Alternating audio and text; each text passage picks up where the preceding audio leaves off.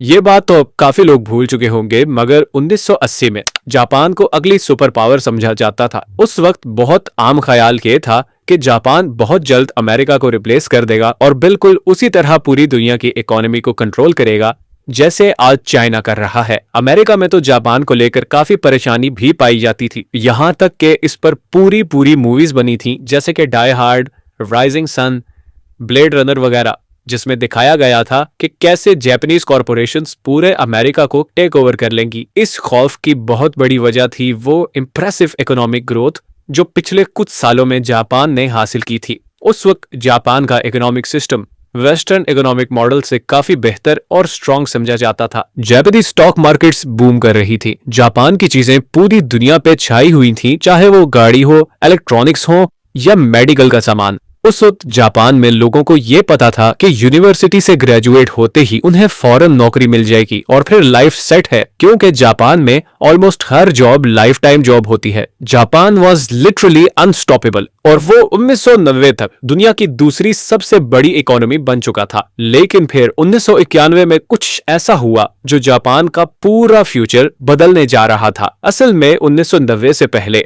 Japan एक ऐसा economic boom experience कर रहा था जो उससे पहले दुनिया के किसी कंट्री ने एक्सपीरियंस नहीं किया था। रियल एस्टेट ऊपर जा रही थी, स्टॉक मार्केट पीक पर थी, बैंक्स मुसलसल पैसा छाप रहे थे और लोन लेना इतना आसान था कि बैंक्स ये तक नहीं पूछते थे कि आपको लोन चाहिए किस लिए। लेकिन फिर एक दिन ये सारा बबल बर्स्ट हो गया। 1990 से 1991 के दरमियान जापान की स्टॉक मार्केट 43% गिर गई। रियल एस्टेट की प्राइसेस भी 50% से ज्यादा गिर गई। जापान में आपका कॉर्पोरेट करियर शुरू होता है शुशोकु कत्सुडो से। ये एक जॉब हंटिंग प्रोसीजर होता है जिससे हर यूनिवर्सिटी ग्रेजुएट को गुजरना पड़ता है। सारी बड़ी कंपनीज सिर्फ फ्रेश ग्रेजुएट्स को हायर करती हैं और हर कैंडिडेट को बहुत सारे इंटरव्यूज और स्क्रीनिंग प्रोसीजर से गुजरना पड़ता है। इस टफ प्रोसेस को क्लियर करने वाले कैंडिडेट को शुशिन कोयो पॉलिसी के मुताबिक लाइफ टाइम जॉब मिलती है। बेसिकली जापान में आपको जिस कंपनी में जॉब मिल जाए फिर आप सारी जिंदगी उसे छोड़ नहीं सकते। 1990s में भी हायरिंग का यही प्रोसीजर था और ये आज तक चला आ रहा है। अगर आप ये इंटरव्यू प्रोसेस क्लियर ना कर सको तो समझ लो कि अब आपको कभी जॉब नहीं मिलेगी।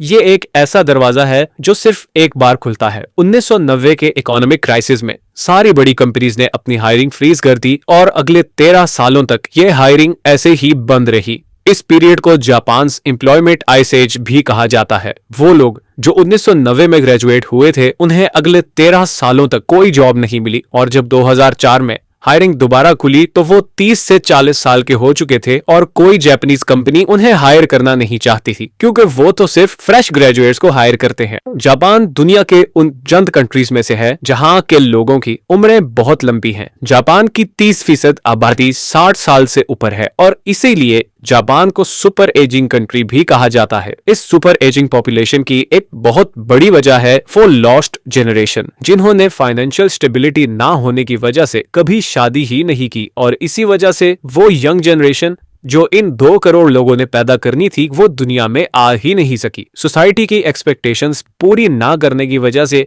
आज ये लोग बिल्कुल कट ऑफ होकर रहते हैं। कितने ही लोग सुसाइड कर चुके हैं और कितने ही सीवियर डिप्रेशन में चले गए हैं। इन लोगों की इस हालत का असर सोसाइटी पर भी है, क्योंकि इन लाखों लोगों को जॉब्स में होना चाहिए था और वो सारा पैसा जो मार्केट में आना चाहिए था वो इन लोगों के ना आने से नहीं आया। जापान की करंट गवर्नमेंट अब इन लोगों को लेकर काफी कंसर्न है और वो कोशिश कर रही है कि किसी तरह इन लोगों को अपने पैरों पर खड़ा कर सके। लेकिन फिलहाल इस सब में जापानीज गवर्नमेंट को कोई खास कामयाबी नहीं मिली और उसकी वजह है वो रिजिड जॉब कल्चर जिसमें सिर्फ फ्रेश ग्रेजुएट्स को हायर किया जाता है और फिर सारी जिंदगी वो उस कंपनी को छोड़ नहीं सकते। हर साल बहुत से लोग जिनको ग्रेजुएट होने के बाद जॉब नहीं मिलती इस लॉस्ट जनरेशन में शामिल होते जा रहे हैं। अब जापानीज गवर्नमेंट ये मसला हल कर पाएगी या नहीं, और क्या ये लॉस्ट जनरेशन जापान के डाउनफॉल का सबब बनेगी, ये तो आने वाला वक्त ही बताएगा। अगर आपको ये वीडियो अच्छी लगी है तो इसे लाइक और चैनल को सब्सक्राइब जरूर कर दें।